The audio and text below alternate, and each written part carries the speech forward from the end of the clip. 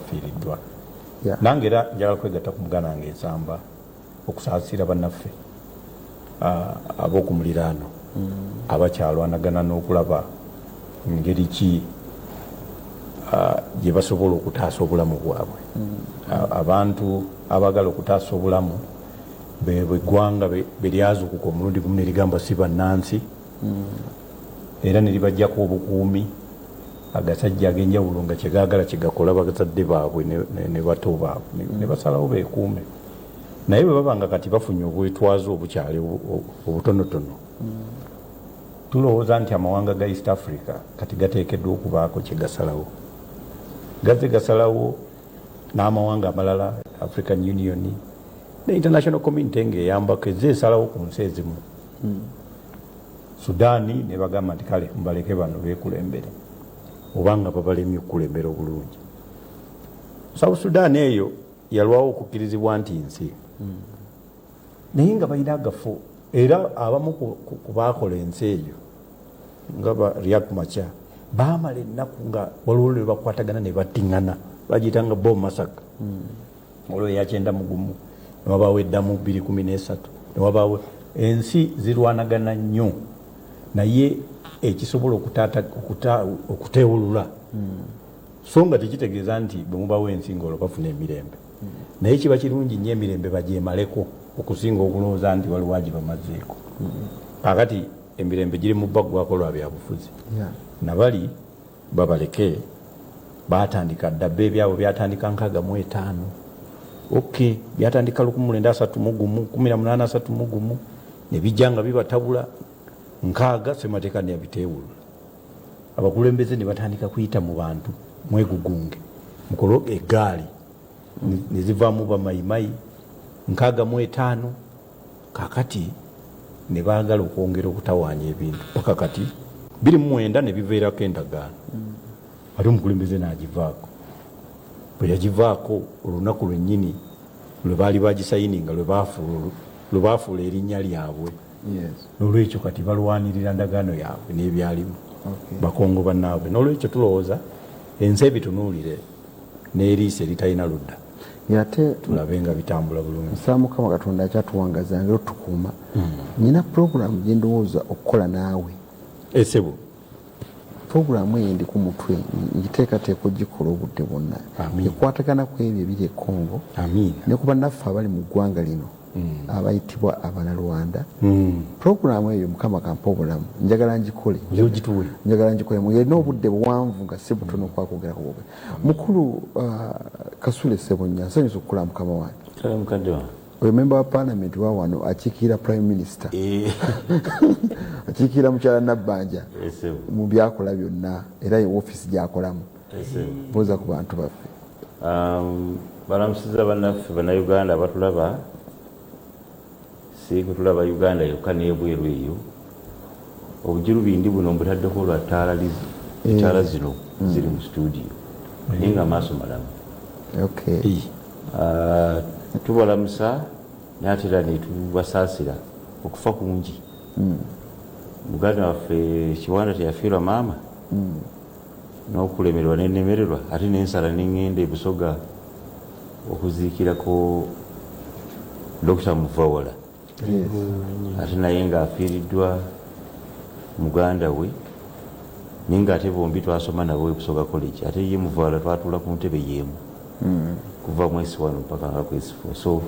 ninga alabe ne Maganda ng'alabika omukyala so okufa ndowooza bwe twasabanga Katonda oluganda katumaleko omwaka naye bwe gumaze okuggwako ogutandise gondoza naga nti mwasaba kumalako omwaka kamba twale mpolampola so yo Katonda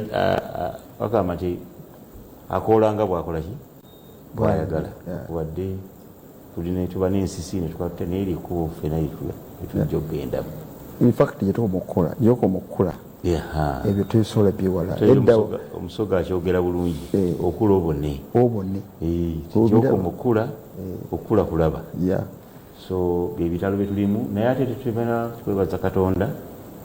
abantu abamu olabye ddala nga bali mu masanyu g'amaanyi weekend ogenda muba mutwala abaana ku masomero naye ng'endongozo zikaaba bavubuka beeyagala bakola batya bala beyisa amagaali nga bwoziwulira ezo naye twebaza Katonda nti ensi yaffe ekyalimu ku mirembe. Mukulu gyasembedde aga nti kiri e Congo kibi nnyo kati ffe twesuneko abakyalina akalembereza era tukakuumi. Nsanyuse nnyo okulaba kuba ebiri e Congo nadde saala bigendamu naye bannaffe awo era tubigenzeemu abanyamulenge bempagira bonna bannakongo bonna naye bayita bemu 23 bempagira wokola otya bawagira kubanga ddembe lyabwe lye bali mu kulwanira siga nti baagala kulyawo gavumenti bo bagamba nti bwe tuba bakiga nga tuli mu kigezi wano ffe tuleke tubeere wano ate gavumenti nega nti President Museveni ono w'amaanyi obubinja bingi obwo bwajjanga nga buva West Nile bwo bulwanira kuva mu bugurupu bwabwe ng'ateesa nabwo bamozesi ali bamuze baani endagaano n'agiyoonalinga alisira kwena n'ateesa musa ekyo lutomanyi nti no naye amuka boys n'ateesa naye n'endagaano n'agihonalinga. Abakonyi abamu abavaayo kimanyi nga balwanira awo mwakyoli nabo nahonalinga endagaano zaabwe naye oli bamugamba nti bano bamanyi bansi iyo nti yebakongo kati baagala kweddiza bifo byabwe mumagye n'okubeera bannansi mu nsi yaabwe nti kale nzikirize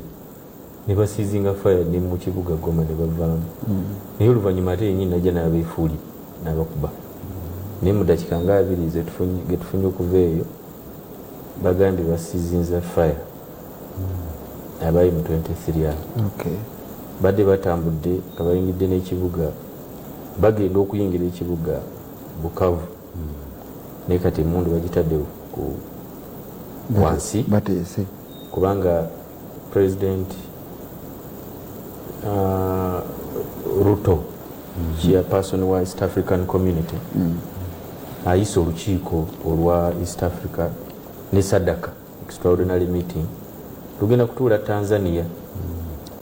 So nno nga President Museveni kiteeso yakireeta President Museveni yakireeta bakole joint meeting naga nti kubanga obuzibu buva eri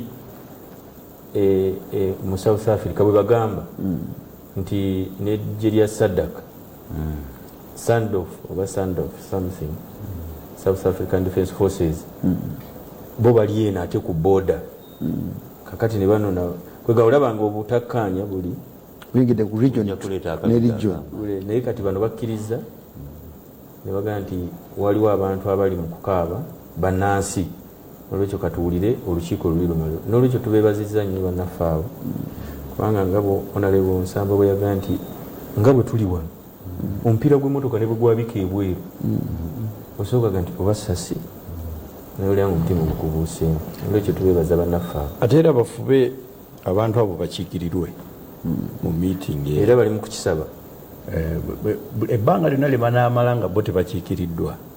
Olaba wano mu Uganda ebyafaayo by'amagye okuwamba nga zi gavumenti baasalawo nti ne mu palamenti bakiikirirwe wakiri nga listening post beegatte nga mu bigenda mu maaso mu ggwanga baleme ditabulanga nakuba nti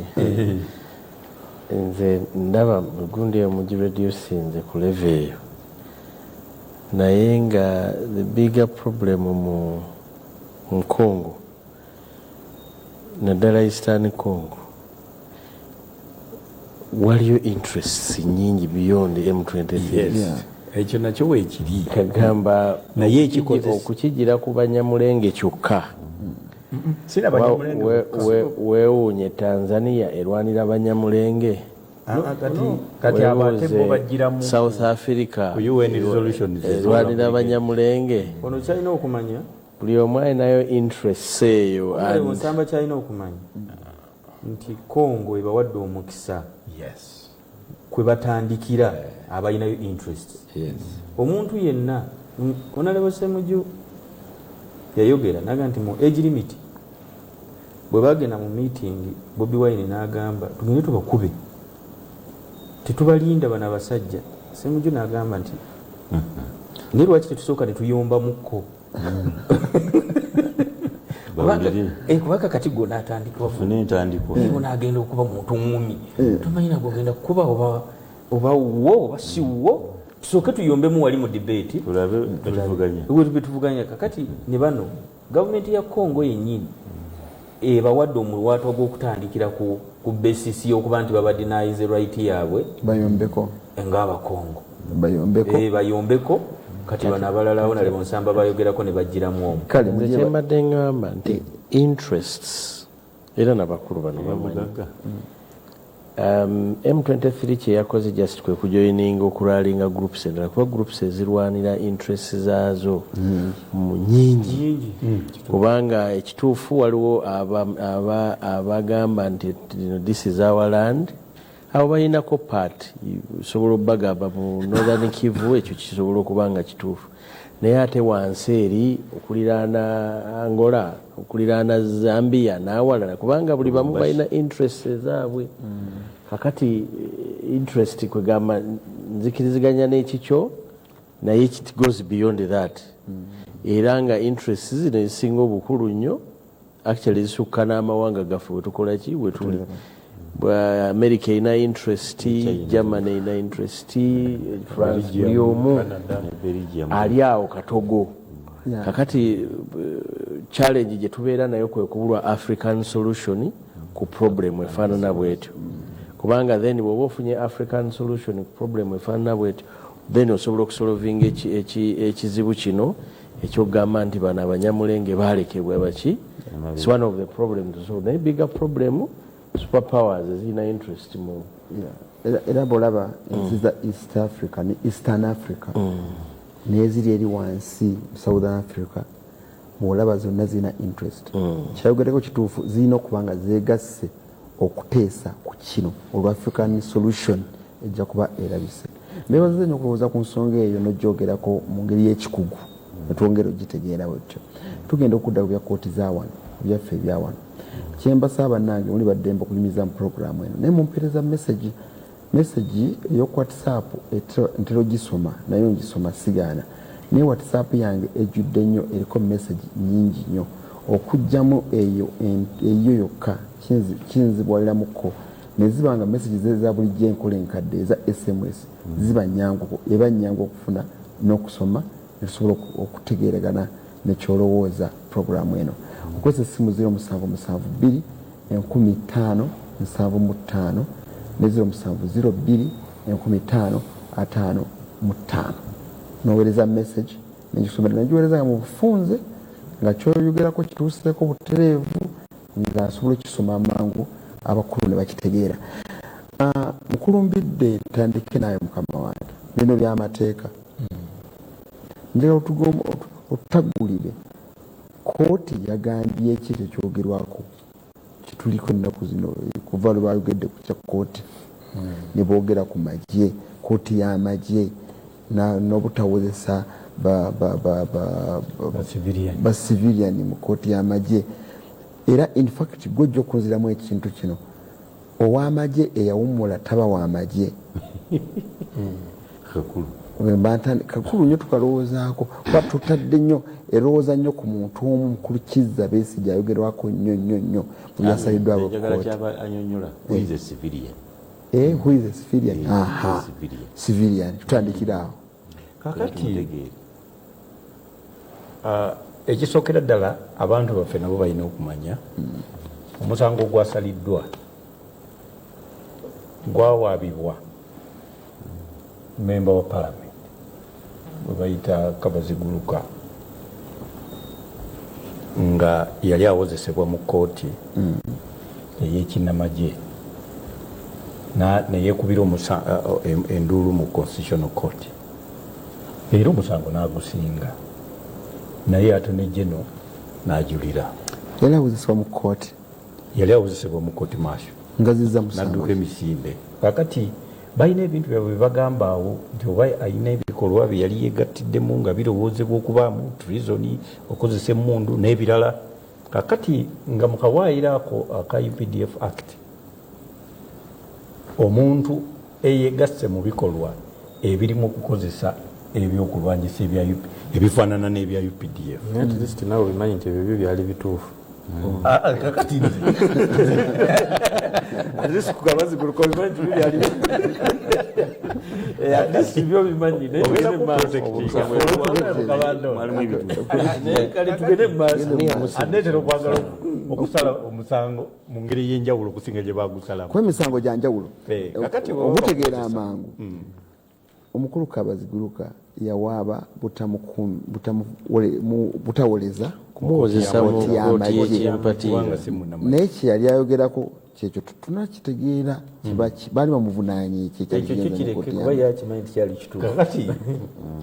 baalina ekirowoozo ye mutima gwa ye yalina ebikolwa byeyegaseemu nga birimu okukozesa ebyokulwanyisa ne UPDF byeyina nga bwe bifaananira ddala n'okuwandiika abantu abalowoozebwa okuba nti bajja kuba bakola amagye agatali ga UPDF naye nga gagenderedde okukola gavumenti empya kakati kugamba ebeera tourism kakati ne bamuwozesa mu kooti y'amagye kubanga abatulaba mulina okumanya nti etteeka eryaliwo erya UPDF Act nga kirambika bulungi singa bakukwata n'ebyokulwanyisa n'embeera eyo bakuwoleza owozesa newadde nga toli munnamagye owozesebwa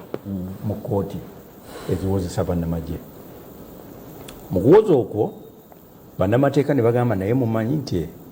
si kituufu nti akawaayiro akateekawo embeera eno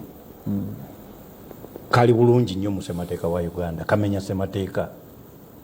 kubanga ssemateeka akawaayiro akakkiriza palamenti okukola etteeka lya UPDF lye bayita UPDF Act akawaayiro ako kagamba palamenti nti erina obuyinza okukola etteeka eriteekawo ebitongole bya UPDF ebikola ku recruitment ebikola ku discipline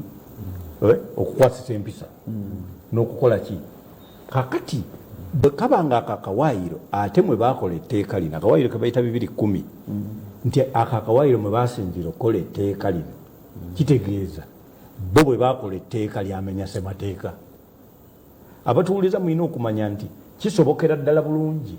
palamenti okukola etteeka ng'ate limenya ssemateeka so nga ate palamenti erina obuyinza obukola ki etteeka edda naffe nga DP baali tebatukkiriza kusimbawo bantu ku ER nga tetukkiriza kubanga palamenti yali yakola etteeka lye bayita rules of procedure nga zigamba nti ebibiina ebisinga obunene bibiri byebisimbawo era nga eriri mu appendix B ku rules za palamenti kyetwakola nitugenda mu kooti eya East Africa tugamba kyetwakola nti ekibiina ekisinga nekivuganya nekiddako mu bangi kati bakiyita numerical strength kati bateekawo standard nti parties with the biggest numerical strength shall compete kakati nogenda nowaaba yagamba netugenda situ nogenda nowaaba nosinga omusango nomwana ogusinga nogenda nokikira kati ekibiina kya DP nekironda candidate nekisindika nze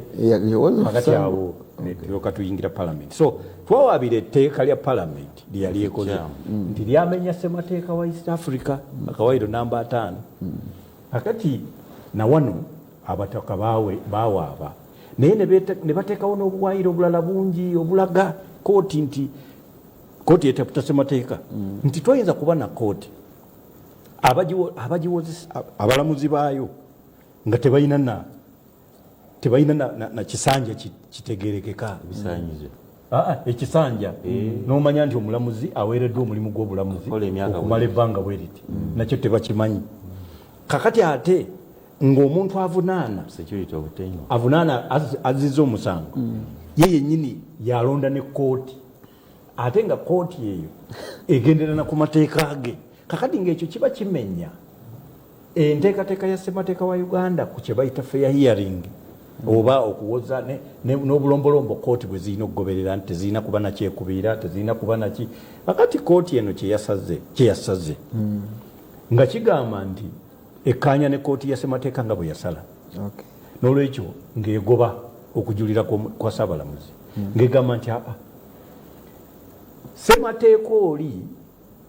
yagamba kye yali alengera kubanga bwe tuba tutaputa amateeka abantu baffe abatulaba tukozesa minzaani za mirundi mingi. Waliwo minzaani gyokozesa esoma etteeka nga bwe litegeeza n'oliraba, naye waliwo ne minzaani gye bayita objective rule, nti omuntu eyakola akawaayiro kano kigendererwa kikyeyayali olina okutunula n'ogamba nti yali agenderedde ki. Ekigendererwa kiri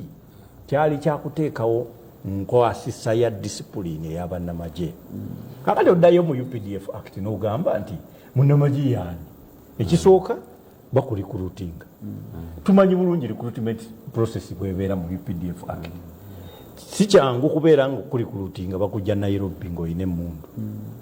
Si bwe kiba. Kakati obanga eyo si y'engeri gy'oyingira amagye, kizibu okugamba nti gwe omusango gwe wazzizza gwakuyingiza amagye butereevu. Tikisoboka. So n'olwekyo kooti yabadde epima ebintu ebyo lwakuba nti bannayuganda bwe babadde baaniriza ensala eyo bo ekyababadde ku bwongo Dr. Besigye era ye minzaani kati gye bakozesa kuba Dr. Besigye yalina n'omulala gwe bamusibye naye. So kakati kyova olaba nti mumaliriza ojja kwagala nze nyinyonnyole nti omuntu bw'awummula oba siviriyani yaani siviriyani ki era ye muntu nga si munnamagye. Kakati ate era nga takola bya bwamagye. Kakati omuntu bw'abanga yava mu magye etteeka liri erya ssemateeka mu kawaayiro kali ligamba nti UPDF Act yennyini evunaanyizibwa n'okuteekawo engeri omuntu gy'agobebwa mu magye, gy'awummuzibwa oba gy'ayingizibwa mu magye. Okuwummuzibwa n'okuyingizibwa tebisobola kubanga byonna ekigendererwa kyekimu. Era kizibu okubanga omuntu eyawummula abalibwa ng'omuntu ali mu active service nti era abeera ne disciplinary measures ezimutwala mu court martial. Tikisoboka. Olwo ate oba ogendedde mu kumenya ssemateeka mu kye bayita forced labor, olwo ogenze mu musango gwa tinyefunza kuba awo yali tanafuuka sejjusa basazato ne general on forced labor. So n'olwekyo abatulaba Dr. Besigye takyali mujaasi naye nga kisoboka okuyitibwa n'akomawo mu magye. So tosobola muyitira mu kooti bw'oba owummudde. Kati Reverand bw'aba yawummula ye batakkirizibwa kwambala kola. Okwambala ne service byanjawulo. Kakati mu mateeka ga canon oba gye bayita canon law abagategeera obulungi agafa ag'ekikatoliki bo be bamanyi, naye bw'aba agenda kukola service ateekwa okuba nga alina olukusa lw'alina okufuna olumukkiriza. Kati ate nga ye father ali mu active service talwetaaga. Ate bw'agenda mu kola eno gy'atajjamu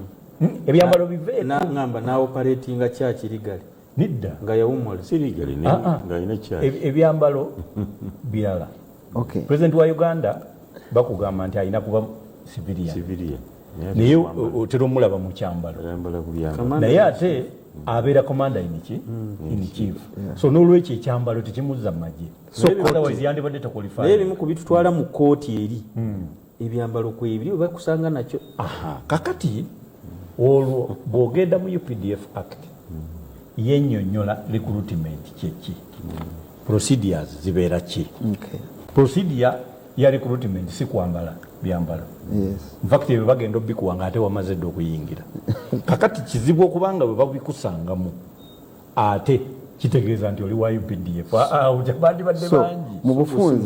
bufunze ekyasaliddwawo kooti yavuddewo. Kooti eyo yavuddewo naye mu judgment says ez'enjawulo ezaweereddwa abalamuzi bagambye nti naye yavuddewo mu ngeri gy'ebaddemu mu kuba nti eddukanya emirimu egikwataganya ddala ne ba civilian. Naye wali mu disciplinary service offences kati ekyaliwo katono, naye kooti yamaliriza negamba yaissuinze gye bayita advisory orders. Advisory orders ezo kubanga kuwa magezi kwa kooti naye nga ate kusingako ko mu maanyi okuwa obuyama ki amagezi naye nga ate tekutuuka ku biragiro bye bayita orders. Ne bagamba nti eggwanga lya Uganda kye lyandikoze lyandibadde liteekawo kooti eyo naye ng'eri emu ku kooti eza high court oba subordinate courts ng'eringa bwolaba kati criminal division eya high court land division eya high court ICC eya high court so neeno bateekewo eya high court era nga kitegeeza nti nga abalamuzi abagibeerako bateekeddwa okuba bamanyi bulungi ebbanga lyabwe nga balina n'obuyigirize n'obukugu obumala era omulamuzi bwe yabadde awa ebintu ebyo yagambye nti ye yennyini ekyamazima bw'omutunuulira muyivu naye n'agamba nti si kyangu kumukwata nga bw'ali mu buyivu bwe n'omutwala emulago kyagenda alongoosa ekibumba n'agamba si kyangu ye kumanya ekibumba n'ensigo ng'abitunuulidde butunuulizi n'abyawula so nga ate muyivu kati kitegeeza nti kizibu okuleeta omuntu ne bw'abanga bw'akuba essasi tamiisinga n'omugamba nti ate kati ye yennyini atuule wakati mu misango kyova olaba nga abatulaba mulina okumanya nti balooya gye beeyongera okuwoza ennyo kooti eri gyebadde yeeyongera nabo basiba kubanga nga erabanga kati ate abasinga abaagala okusinga kooti kuba kooti eba n'oludda singa eba etumiddwa okubaako kyekola kale mukama wange mu byamagye owekitiibwa Kabanda ojjukira pulezidenti Museveni bwe yali ku mukolo n'ayogera ku kyamateeka agali mu nsiko omusajja omujaasi n'amalatta abantu ye Zabuloni bwe yadda omuwolereza yalina okumuwolereza yali wakitiibwa kati minisita owa security kati DPP nga ye Janet Mukwaya balunzi ng'omuwaabi wa kooti ye Janet Mukwaya omusajja babagenda omusalira yali gundi Janet Mukwaya yali looya n'agamba nti Zabuloni yabadde anywedde omwenge looya yali judge yali Jim Muhwezi ne bagamba nti omusajja abadde anywedde omwenge n'olwekyo omwenge bwe gwasse omuntu ono abaali mu lukiiko ne bagamba tekisoboka omwenge tesobola tulwawula tutya noono eyasse nga bakyali mu by'omu nsiko president yagamba so now how do we deal with the beer because the beer is naye kati olaba ekyo nno eyo nno principle namba ey'amateeka amateeka go gagamba nti gwe okuzza omusango olina otikukuba olina kye bayita omanyi wabawo ebintu nga bisatu menzireya kakati oteekeddwa okuba actus reus kyeriyo act kyoba wakoze nga kivuddemu omuntu okufa naye oteekeddwa okuba nga wabadde olina menzireya the frame of mind wabadde omanyi nti kyogenda okukola kivaamu omuntu okukola ki okufa kakati ekyo principe eyo ereetebwa lwaki fe waliwo n'omusango gwe twasomedda nga tutandika amateeka nga binyuma attorney general versus Gallagher ndowooza njita primary naye first year is wisdom waliwo omusango gwajja mu kooti omusajja buli lwe yabanga nga agenze mu kikolwa ekyokwegatta ne mukyala we nga ye enkola ye bw'aba atuuka bw'ati ku ntikko atuga omukyala manye abantu bakola nnyo ebitali mu makulu nga batuuka kakati kati lumu ye yamutugira ddala n'amutta kati looya we agamba nti ono yali temporary insanity akaseera yali mulalu yali talina kaseera kasalawo teyasalawo nti atuge omukyala kubanga anda nomusaka mustezes eyo ekimu kubiviiramu omuntu okutuga omukyala ng'osazewo bulungi kesi yasinga omunyumi nolwekyo bw'oba onywedde omwenge kizibu era bayirawe abantu abali eyo abatulaba mutera okugula ebibanja ku basajja abatamiivu bawaddanga abasajja abo bawaddanga nga ne bwawunya mu ccupa abatamidde talina buyinza mu mateeka bukola ndagaano etunda abeera mu mbeera gye bayita delirium tremens oyo n'omwana omuto w'emyaka 5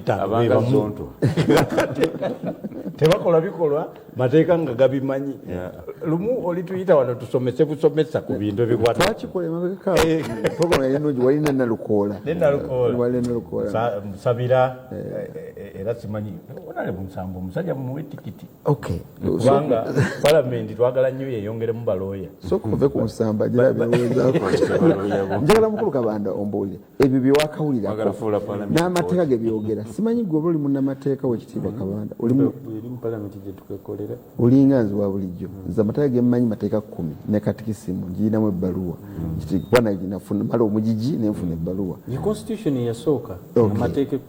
simanyi b'otegeera ensonga eno bwe yakutuuseeko kati wogitegeera otya nga omukulembeze w'abantu ensonga eno ebadde ebubbya bangi omutwe naye njagala abantu bakitegeere nti court martial si kyetwala si kyekintu ekiri awo nti yeteekawo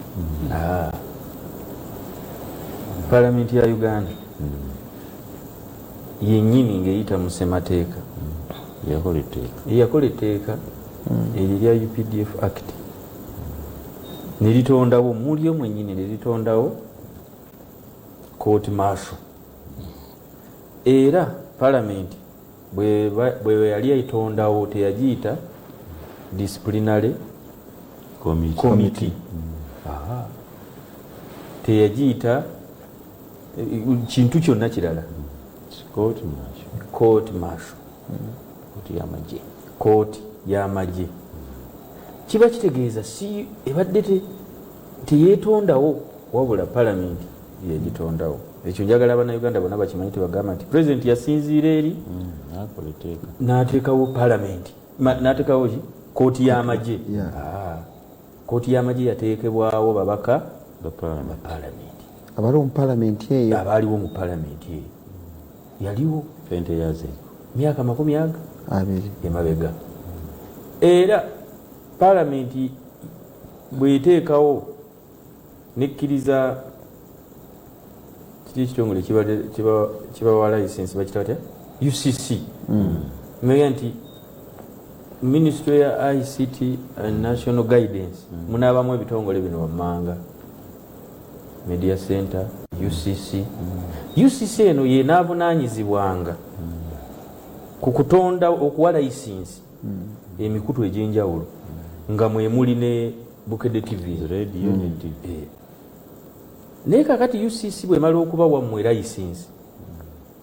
neetabawa bukwakulizo ku ani gwe muyina kuwa mulimo nga mukozi ku TV mwekenyini mugenda kutuula musalewo ani gwe mugenda okuwa omulimo ku TV yammwe palamenti bwe yali ekola etteeka eriteekawo kooti martial teyabawateerawo bukwakulizo nti naye omulamuzi anaakubirizanga enkiiko anti bamuyita chairman kyobolaba nziyita enkiiko proceedings zino eza kooti niwo naleba omukasambidde akimanyi nti palamenti teyabagamba nti naye omulamuzi anaavanga eno mu bana abalala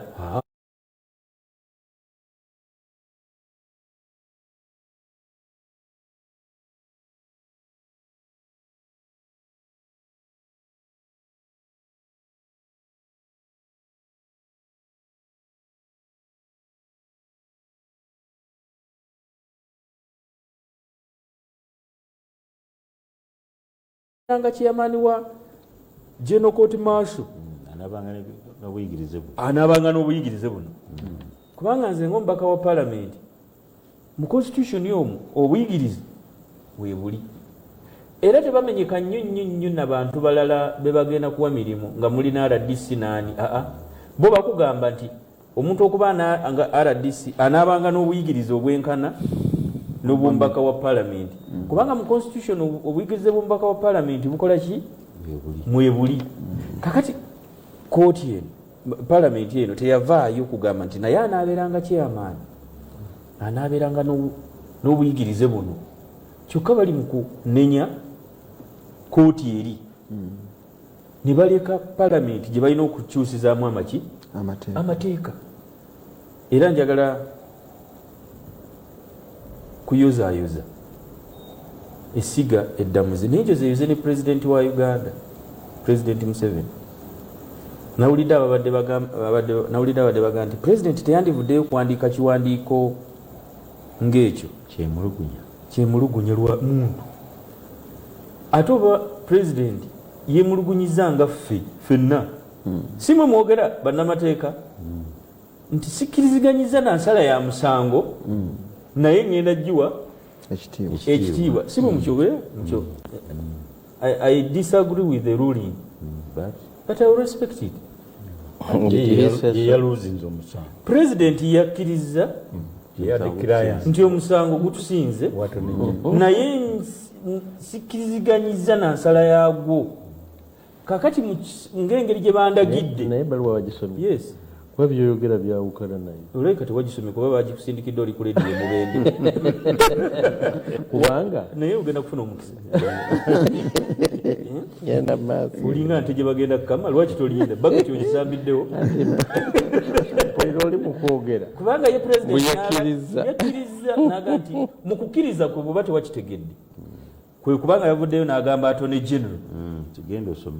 genda opropozing amendments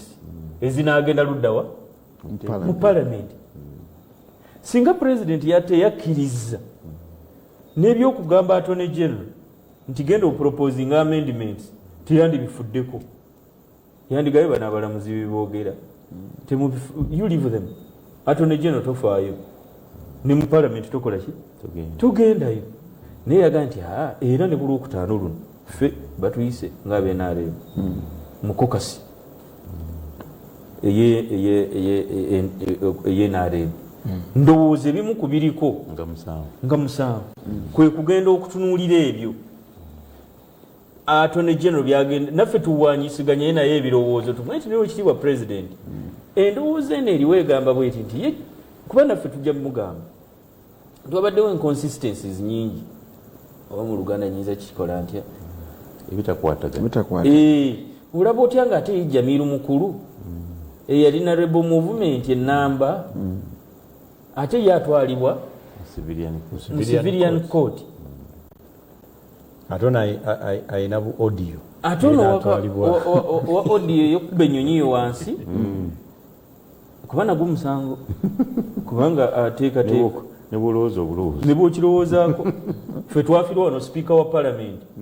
ku crisis gye twayitamu ate etteeka lyo ligamba nti mulina nakulonda sipiika ng'oli temunnamuziika omupya yabaakubiriza sitinga teebereza oli mu kifaananyi kyakunyolwa naye ng'ate eri bw'ogamba nsamba akalulu kampe tufiiriddwa nnyo naye kampe nze wamma mukijjukire bannaffe omuntu atazikawo naye ng'oli mu kuzzaawo kijjukire ekyo kyali kizibu ekyali kizibu omuntu atazikawo ono naye ng'ate bw'ogamba munno naye nze musobola okumuddira bbiri mukulu oyogedde kakati crisis nga maliriza osookoleke maliriza na kino tuli mu kooti katugambe engeri Congo waliyo olutalo bakuba balwana betta omujaasi wa Uganda owe Congo kale tugambe akoze ensobi semasobi eviddemu abajaasi 100 okufa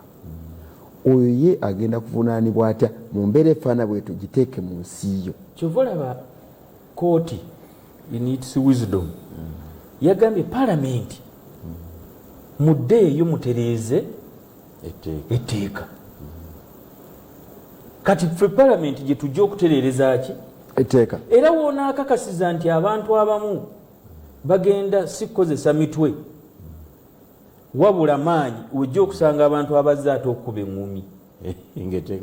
ng'etteeka lijja ate ffe nga twandirowoozeza nti Honorable Nsamba wano close by close teekamu kyoyagala naye ogenda kusanga omuntu ngazze n'eŋŋumi okulwana ate ffe wali nga tusuubira nti nno kati awo obwongo bwe bwandibadde bweyimirira bannansi nti oleese ekirowoozo kirungi nnyo noga nti ono omusajja gwe bayita Godi Akbar ye Godi Akbar yakuba mukazi we ne basitoola ye n'atwalibwa mu civilian court ate oli omulala lwaki ye ate agenda mu atwaliddwa eri mu kooti maaso kati ebyo atone geno byaba atunyonyola naffe tumukozese obwongo bwaffe tumukole ki tumunyonyole era kyandibadde kirungi nnyo mu kokasomo kye tujja okusaba bayituyitireko ko n'abamagye tubabuuze civilian ku bo yaani era ku bo omujasi yaani kubanga abakulu bano tebaagala kubavunaanira mu kooti eri yamagye olw'ebyambalo byebagambye ni waliwo ebifaananyi awo omukulaizo bikuteerako ng'abakulu balina cepe zennyini original brigadier kongo wanuupu pani abazirina abanuupu abenup ng'omwana alina cepe zennyini sigamba nti nno bijingirire naye ng'alina cepe zennyini nga ziriko brigadier nzimuwa omwana ziteekeko wali screen kakuba ekifaananyi ogambe nebiringa amapeesa ye ayambala yunifoomu ye emyufu naye n'aleeta kino ngakyaga nti kya sajenti nga cepe ya sajenti nedda ng'eriko brigadier ngenda kimuwa omwana bw'aba nzikiriza nkimutereko wano wajeno brigadier geno ate nga yunifoomu ye myufu naye ate nga cepe yeeraga yeri yennyini eya UPD kale kakati ebyo byonna tu exchanginge ebirowoozo n'abakulu tubaga nti naye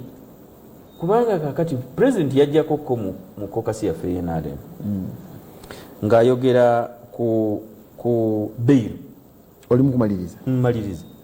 ng'ayogera ku bail eyo netumugamba mukama wange president abakulu bano etteeka lye baleese baatone geno tulitunulidde mu mutima ki kubanga kakati emirambo giri mu kugwa luddawa ekongo omuntu bw'awa matulayo omulambo n'akuba mu kibanja kyange kati nga banvunaana nga sifuna beyiro emyezi 6 miramba naga nti ekyo tulina okyetegereza okutuusa nakati tekiddanga ekya beyiro kakati ffe tulowooza nti no pulezidenti bwe tunaaba twogedde naye ajja kututegeera naye twagala okumwebaza nti ne bano bulijjo nga bwe beemulugunya nti kooti esaze mancoolo byesaze ne batandika n'okubayita bakada kada judges omulaba ate wandimusuubiddemu ki naye nga ye kooti yennyini ate yasala nebawa ekibiina ate n'ekirala omukulu mumugambe nti singa tukozesa ekyokusanga n'omuntu n'emmundu ng'ayagala gikozesa ebikyamu nti kimufuula owa UPDF abanga agamba nti kati bw'omusanga nayo ng'agenda kukola bituufu afuukirawo omujaasi president nomanya nti amagye gaweze mangi president mu bbaluwa ye yawandiise n'agamba bw'ati if you are not a soldier why do you arm yourself with guns and moreover for criminal purposes and illegally etteeka ligamba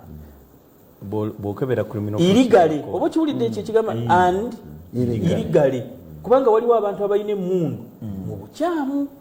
ate waliwo abalina emmundu mu butuufu kati abo bwe bagikozesa mu bukyamu ate era nabo babatwala naye era n'omulamuzi yageze n'abuuza ekibuuzo ekirungi tini kati ye omusirikale bw'anabba ettooke ku kyalo ate bamutwale mu kooti maaso akalala kanawuliddemu akakutte kuffe bamanayinki omukulembeze bwe yagambye nti abalamuzi bakitegeere nti si bafuga eggwanga ekyuma kyategerekese mukulu kabanda kyategerekese bulungi nnyo kubanga mpozi semateeka yafu kyembadde nda okugamba nti nno nga constitution temugisoma bulungi kubanga akawaayiro namba esooka semateeka yafuga aga nti power belongs to the people of Uganda era president bwe yabadde awandiika lwakuba mmwe akantu mwasazeewo okulondamu ako kokka yagambye nze nawulidde kawawaziza bannayuganda kabawaziwaziza ki naawe president yagambye nti yagambye nti eggwanga terifugibwa balamuzi eggwanga lifugibwa bannayuganda kubanga kantu kakulu nnyo ne mwami Nsamba ono yabaddeko ku radio ne bona okakyusa emirundi gyonna lwaki bannayuganda president yakamazeeyo kubanga ona kyasinga okwagala kashuga kooti nga kafiitinga ekiki president yagambye nti eggwanga terifugibwa balamuzi eggwanga lifugibwa bannayuganda ffenna abo abawezezza emyaka 18 egy'okulonda kiba kitegeeza buli lwogenda mu kalulu n'olonda oba ofuga oba olonze ekyo teyakitegedde njagala omukulembeze bamugambe nti akawaayiro ako kankasome bulungi kansome omunnyonnyole anyway the country is not governed by the judges. Why? It is governed by the people, all of us Ugandans, that are old enough to vote. In the matter of the constitution and other legislation, we govern ourselves by having a referendum or a constitutional amendment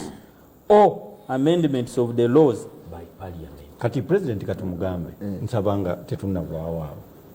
ekisookera ddala kakawaayiro kagamba all power belongs to the people who shall exercise their powers within the meaning of the constitution. Kati constitution yeeyo gye bakwasa ate obuyinza nolwekyo kati yo neefuga okulonda kekamu ku buyinza bwe balina kati ate yo ssemateeka yegaba n'obuyinza bw'abalamuzi kati president bw'alina okugoberera in fact era waliwo n'omusango ogumu Uganda Human Rights Network versus Attorney General gavumenti yagezaako okwagala okukola etteeka okulikyusiriza ng'eyagala okudifiitinga ate ensala y'omusango era bw'aba kyagenderera mu mugambe ogwo omusango era gwakimugaana kati wajja otegerera nti abalamuzi be bamu ku abantu be bateekamu obuyinza bwabwe mu ssemateeka oyo naye kyemanyi ku president Museveni musajja awuliriza kubanga mu lukiiko lwasembayo olwa abanyarwanda omu ku bantu be yeetwala nabo yaliho nalebo Mbidde era batuuka mumakati awo nalebo Mbidde amugamba but why don't you listen to me? Okay, you talk. Webimanya namuwuliriza so awuliriza tujja kuwuliza kale mukama wange neza nnyo mukulu Kabanda onyagambe ekizza Deriki wekasambya Mubende agambe bannange nina program mwebale Honorable Kabanda David wekasambya tukwagala nnyo yatukutumidde amina so ono agambye nze Walugembe ziba Ngogwe mbalamusiza nnyo bannange Mwami Museveni kiba kizibu nnyo okkiriza ekyamuguddeko era kiba kyamuswazizza nnyo kino ekyetteeka lino kuba kinyigiriza ye kandi oweza otegeregese nze munnamateeka mawejje Godfrey w'Emityana webale kuleeta Honorable Mbidde era njagala atangaza eggwanga ku ki ekiddako eri abo kooti byabadde esazeewo Abe Muweesi message yayingiddemu nange nga nkusoma Abe Muweesi sipiika wange Kalooli gamba Honorable Kabanda nti teyeerabira President Assad owa Syria n'amateeka ge yayisa ku bannansi Kabanda alabikanga voola abalamuzi nsajja kiddamu naye Honorable Kabanda ngayagala nnyo okusiiga Nuupu enziro anoonya promotion nze Salon Kalumba ekireka ndiro nga sinayogera ku Nuupu leero ate obedde oyogera kwange njogedde ku Kyagulanyi ye Nuupu ayogedde ku uniform ate kibakola oyogedde ku uniform kambikolage sebale muna NRM kasanda ekabasanda kutambula sosi y'ebifaananyi kooti yasaze kituufu platform yasaze kituufu tekitegeeza kukyongerako waliwo nagaye Mwamiseruga ngamba kooti marshal yateekebwawo president kubanga palamenti eno teyali ngunjufu kimala mu kwerowooleza abantu Mawuso Ezra asinzidde Mbale si kituufu palamenti erina okuba ngunjufu tuwe ekitiibwa abakulembeze baffe mpozi gamba teyagala kiyingiramu nnyo ekyali kigireeteddwa. Mama, for those Ugandans who they understand better, if you are not in the army, why do you relate yourself with the arms and army badges? Gwani atabusebo otu mu Lungereza siraba ulinya. Sebo mukulu Kabanda tukusaba otuweeyo kitongole kimu mu ggwanga nga kyetengeredde. Twatu kimanyi nti kkooti y'amagye ya mukama waabwe Nsimbe Timothy ali Makinde. Njagala kumaliriza n'abaana babiri mukulu Nsambo Shaba asimbula ensonga ye. Sebo we bali kutuweereza nze Judy Makinde naye omuntu awagira NRM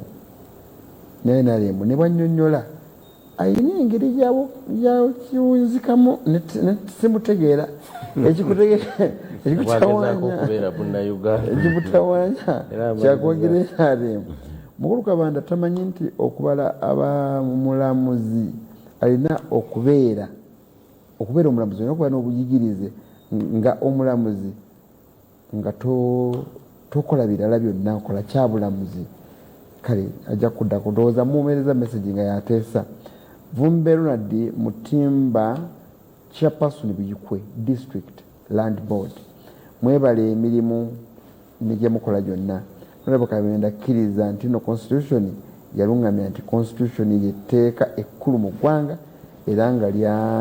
lyerina kugobererwa mu byonna ebikolebwa. Kasobola enkomaawo ngende wa mukulu Oshabe nawe tuli munnamateeka. Siri munnamateeka, osoma katikisimu naye at least olwokuba nti ndi member of parliament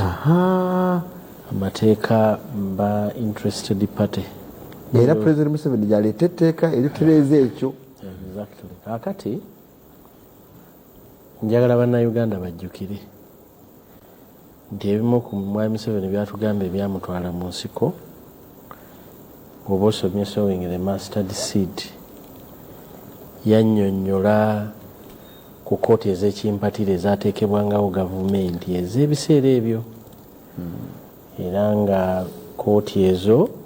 zikola effujjo ku bannayuganda nga zibasalira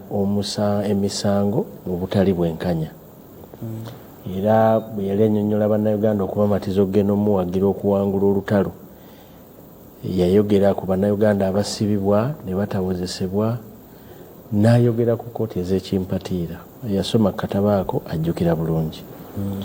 2005 Dr. Kizza Besigye yali oba South Africa, ndowooza baleetera etteeka lino erya ennongoosereza mu EPDF Act eyo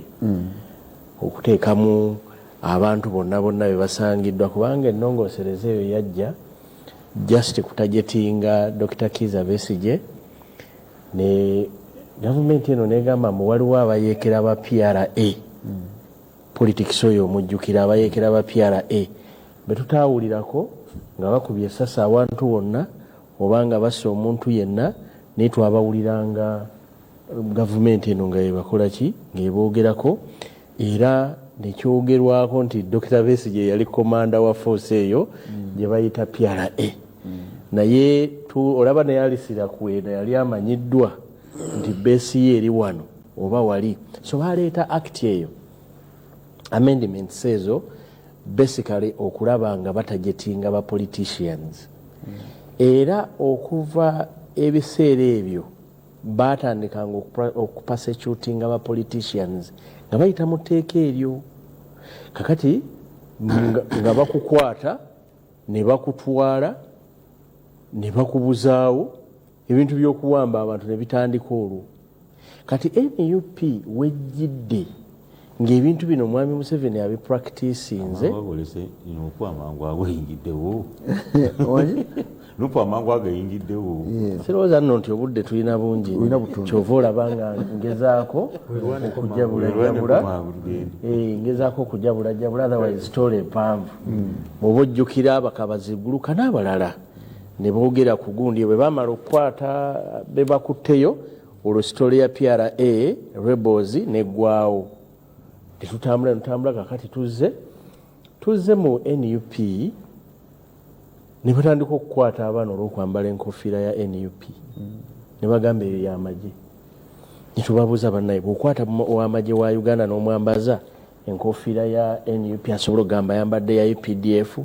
bo ne bagamba nti that is a military store. Kati bino Kabanda byabadde ayogerako nti abaana balina cepe naye waliwo cepe gy'osobola okukwata NUP n'ogyambaza ow'amagye n'agamba nyambadde cepe eya ranka yange ezo ez'abaana b'NUP ze bambala. Kugamba bino bize bibeerawo olw'effugabbi era bw'oba otunuulidde mwami Museveni okuddamu kwe yazzeemu mu bbaluwa ye gye yawandiise kubadde kwennyamira nnyo nti abaakola etteeka n'abaatapusa etteeka tebaamanya bigendererwa bye kubanga ye mu bbaluwa ye olabira ddala nti ekigendererwa ky'okukola etteeka kuleeta etteeka kyali kyakukwata ba opponents be era mu kugira kubanga ekkooti yannyonnyodde ebbaluwa ya pulezidenti ebadde eyina kunnyonnyola ebyo kkooti we yafoltinze etteeka si pulezidenti ate kugenda kunnyonnyola birala yali badde agamba nti tetukkanya na kino na kino na kino olw'ensonga bwe ziti naki ne bwe ziti naye yalagiddewo mu bye yannyonnyodde nti takkanya na nsalawo yaki ya kkooti naye nze njagala kukozesa mukisa guno kuyozaayoza essiga eddamuzi kubanga essiga eddamuzi manyi owinyi ddolo ne banne bamanyi mwami Museveni nti bino tagenda bigoberera era agenda kusigala nga amateeka agakola ki agamenya kubanga baaluulinga dda nti teeke kooti eno eriwo mu bumenyi bw'amateeka kooti yaluulinga dda era gavumenti neejulira mu kooti kakati naye gavumenti ewa amateeka ekitiibwa yali badde tegenda mu maaso nakukola ffujjo ku bannayuganda yali badde esooka neyimiriza okukola efujjo lyebadde lyekola negenda mu maaso n'apiiru yaayo actually gavumenti yali badde esaba apiiru mangu newulirizibwa ne basobola okusigala nga bakola ki kati apiiru bagiruuzinze ku grounds nti kino kiri unconstitutional nabadde sisuubira bannaye gwojjukira Sseruga bulungi nnyo pulezidenti w'e Kenya ng'atudde mu ntebe kooti yaluulinga ti akalulu kano kabaddemu ebirumira pulezidenti yawakanya ki teyawakanya kooti n'agamba tutambule nga kooti bwekoze eki bwesazeewo singa mwami Museveni abadde ng'omukulembeze ayagala ensi yaffe eno etambulire ku mateeka ku luno lwokka tubadde tumutunuulira tumulabe ajja agambe mu biwandiiko byawandiisa agambe kino sikkanya nakyo naye tujja kugoberera kooti nga bwekoze eki bwesazeewo immediately abantu abaakwatibwa mu mbeera kubanga yes twogera ku Dr. Besigye kuba ye munene naye tuyina abaana bangi jjukira juzi wano beyasindikira bbala mu beetonde bamale omwetondera era abamwetondera n'awandiika n'abakola ki n'abasonyiwa okijjukira bulungi kakati wano mwami Museveni bwebadde alina otukakasiza nti oluvannyuma lw'emyaka 39 nga ye mukulembeze wa wano abadde alwanirira eddembe lyaki ly'okufugibwa nga tufugibwa ku nkola ey'amateeka yagambye bugambe nti ababalamuzi si be bafuga ensi eno ng'alinga agamba nti abafuga ensi eno weetuli ogamba tebagenda kuddamu kutunula nsonga ezo atone jeno tagenda kuddamu kweta nsonga ezo mu palamenti ewammwe kakati omukulu atone jeno kyalinda instruction eryemu era nze kyendowooza bagenda kukola bati kubanga tewali we bagenda kuleeta mu palamenti tteeka ate palamenti eddemu ekoleyo ensobi yeemu kuba omanyi kyebateekamu akawairo kebateekamu akagamba nti omuntu yenna anaasangibwanga n'ebikozesebwa ebyamagye ako kokka kekalimu bakayita ka ai kekalimu kokka akakwata basivilian okugenda okubakola ki okubateeka naye kooti y'eggwanga eruulinze nti basivilian tebalina kuwozesebwa kakati okikomezaawo mu palamenti bw'ona okikomyawo mu palamenti olwo palamenti ekola etteeka ate limenyawo kooti kyeyasazeewo tekisoboka tetusobola kuddamu kugamba nti kooti yaluulinze onemmata ate okomewo mu palamenti ekole gwe kyokola ki kyoyagala kyetuyina okukola ku ssaawa eno era mwami Museveni kwekumira pini akkirize nti abanaye bannayuganda bwe naabanga mbeetaaze nja kubasangangawa mu kooti ez'abasivilian, kubanga kooti z'abasivilian tezinnalemererwako kuwozesa abantu balina mundu, teziremererwangako lwakuba Mwai Museveni ayagala bannayuganda bakolako fujjo, gwe mukasambidde bakusanga ne bakuteekako magazini, kuba abaana ba NUP abasinga babasiba nga bagamba tusanze magazini ewaki ewuwo ewaka, bo magazini yenyini bebalese ne bagikolaki ne bagiteekayo. Kati ajja kuba talina mukisa kukozesa kooti ziri kuzanya buzanyo bw'abadde azannya eno muki mu military court. Kati wano abadde ayina liwe mu military court nga akola byonna byakolaki byayagala. Eri bajja kuteeka ku nninga ng'abantu abaliwo basoma amateeka mu civilian courts, basoma amateeka, bamanya amateeka gye bakolaki kye gagamba era kye balina okugoberera. Kakati Mwai Museveni yeroosi gy'asinza okukolaki okufuna, naye ku fujjo ly'ayina era ogenda kulaba ng'ebyo byonna byonna abitadde ebbali, ajja kubakwatanga, ajja tukwatanga, agenda atukube mu gundi mu nkomyo nga tuwuzisibwa.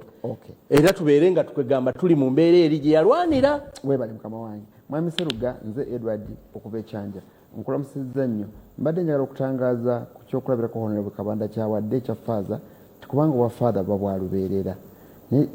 Kola n'ekirala, nze ndi w'amawulire bwe naawummula wano ne ŋŋenda Emityana basobola okumpa obuvunaanyizibwa bonna bakwera C5 nga buli mu layini y'amawulire eyo. Naye toyinza gasakira bukedde.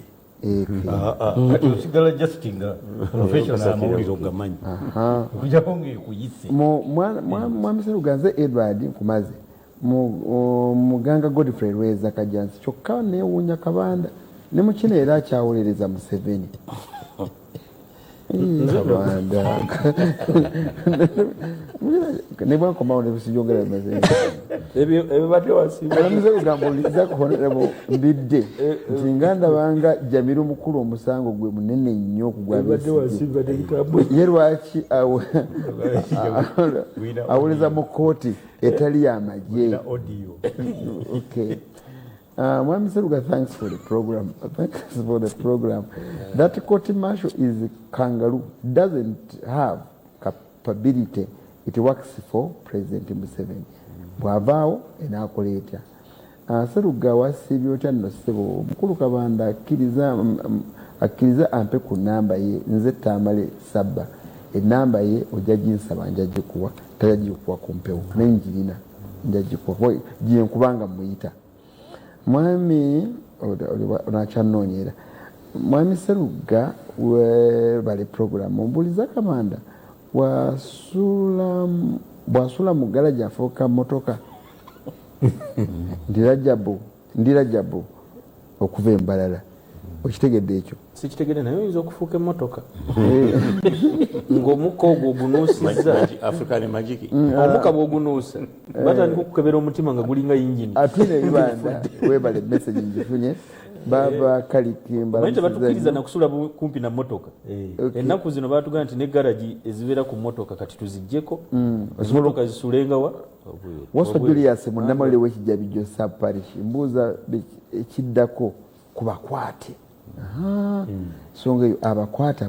kiddako Chief Justice yalulize bulungi. Chief Justice yagambye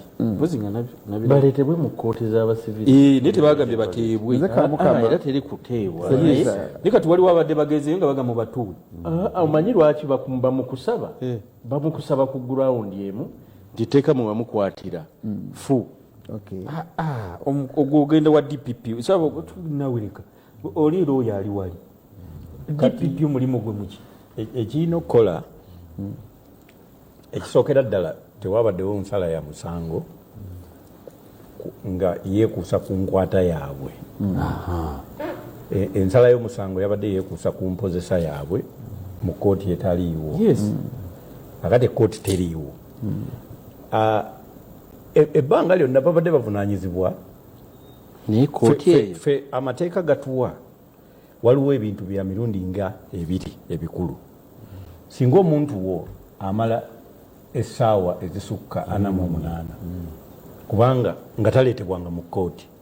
kuba kati kyekiri ku Dr. Besigye amaze ennaku nyingi nnyo taleetebwanga mu kkooti tewaliyo kkooti etali recognized teba kkooti so kakati taleetebwanga mu kkooti n'olwekyo tuvunaanyizibwa okukola ebintu nga 2-3 ekisooka tusobola okusaba kkooti for unconditional release tibamute nga tewali nakakalu konna ekisooka ekyokubiri tuyinza okusaba ebika bya habeas corpus biba bingi waliwo gye bayita habeas corpus adjudicendum nti tusaba ekiragiro kya kkooti aleetebwe mwangu mu kkooti awozesebwe bw'abanga ono yeetagibwanga mujulizi habeas corpus testificandum aleetebwe mu kkooti asobole okuwulirizibwa n'ebirala bingi naye ngaera honorable bwe bakanyiza tewabaddewo ekiragiro nti batambule butambuzi all trials in the general court martial involving civilians must immediately cease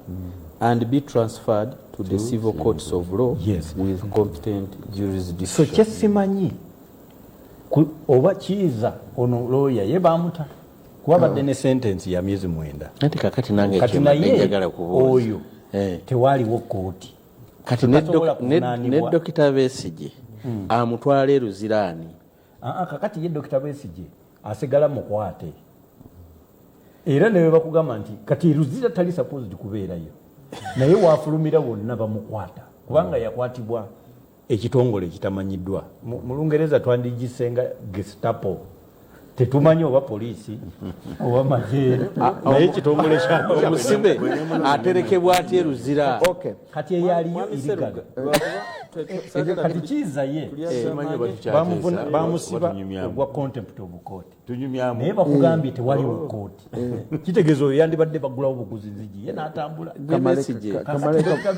kamala okufuna obukozi abavunaana bakyasobola okuba nga basigala bavunaana naye okusibibwa ngenda kamulete malakusa mwambise lugabale omuweereza mbadde nkusaba ssebo Honorable Kabanda bw'abanga akomye mu puroguramu eyo mu puroguramu mwanjulenga ng'omusomesa ababaka ba paalamenti unakodde bisira mukulu Kateregga ehoyima kati olwaba omwami wa TV ono yankoze bubi singa yakuleetedde ekifaananyi kiri ekyeccepe n'olaba omusa eyo gaali kati eyo ojambaza w'amagye ekyeyo oyo yeranka yenyini ntuufu eriwa eyo neyamagye gye bateeka ku uniform ranka kyeyo eyo brigadier kati eno brigadier eyo soosi y'ekifaananyi ekyo eriki Nairo Post nedda kati olaba kubanga ekyo photoshop kiri ku Nairo Post oyo muntu wamu kati ate olyamba ono omulaba kwegamba alina ranks zonna ekyo uyu photoshop genda ku Nairo Post kakati kwekiri ku Nairo Post kati enkofiira eyo ya UPDF na ranks zenkugamba ziri gazetted ranka za UPDF sizimanyi nti zibeera bwezi ati kati gwe tobiyesibangamu gwoli mugezi otulazeeko bakiwaliza ranka ki eno yawan eno brigadier 1 star 2 star major general zirina gazetted ne bwogenda ku Google kati n'oteekamu gazetted ranks of the Uganda People's Defence Forces. Kamaluge ekyo oyinza okulaba ng'ekifaanagana nga naye si kino kale kankikulage ky'oba onkolera kiri kimu nze nzigiraayo UPDF rank gy'oba okuteeka wali olaba babifaanana musooke musereke ku banna ekyamazima ranka si kifaananyi tebatera kujja wano kakati tubaleke musooke mundekere siniya abadde eyo ziteekeyo wali owekitiibwa Kasule Ssebunya osirikiridde ebbanga lyonna era nga owamayinja tugalabye notuleka ntwogera ebintu weba tutusaawa awo ofunda awo natutuukewo mu ddakiika 10 okuva kati ng'omaze okuteesa ekyamazima ekkooti yasaze omusango ekkooti bagita ensukkulumu ate era byayogeddeko ndoza fena tubali tubiraba ne Uganda erina gyeva era erina gyeraga. Katusuubire buli omu afuba kulaba Uganda gyetwegomba okubeeramu ffenna. Omukulu omu yagambye nti etteeka lino lyakolebwa paalamenti ya Uganda naye nga lirimu omuntu bweyagambye nti nga lirimu obuligo ate obugirabisa obubi eri constitution. Era abakulu bano boogedde nti babadde tebasuubirwa oba tekisuubirwa busuubirwa nti nga bwe basazeewo abali mu makomera bonna bateebwe buteebwa. Mukulu Mbidde Honorable bw'abadde amaliriza agambye tulina ebyokukola mu mateeka be tulina okukola. Tulina okusaba, akiise kusaba, tusaba ti omuntu waffe ateebwe kuba etteeka ekooti gye baali bamusaliddamu emisango teriiwo. Tusaba aleetebwe mu kooti,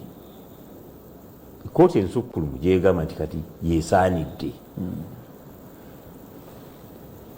Ebyo gavumenti ejja bigoberera naye singa kibwatukira, singa kibwatukira. Nga bakidde leero ne bagenda mu kitongole ekiramuzi ekyamakomera aba lawyers nga bakulemberwa mukyala Karua nga bagamba ekyokuta abantu baabwe kuba basibiddwa mu bifo bikyamu okusinziira ku kyasalibwawo kooti. Nze ndowooza bazzeemu ka activism, omenye ebyobufuzi ennaku zino bigoberera buli nsonga. Mukulu Mbidde atugambye nti bamanyi ekyokukola era bandibadde bakikoze ne bassa mu buwandiike ne basaba oba basaba akisabiascopas ne basaba abantu baabwe bateebwe okusinziira ku kooti kyeyasazeewo. Nye ne gavumenti yagambye ok mutukutte mu nsobi naye waliwo process gye tulina okuyitamu, terujja kugwa bugwi wakati waliwo bannaffe ba civilian ng'ate bo bakola ebikolo omanyi byonna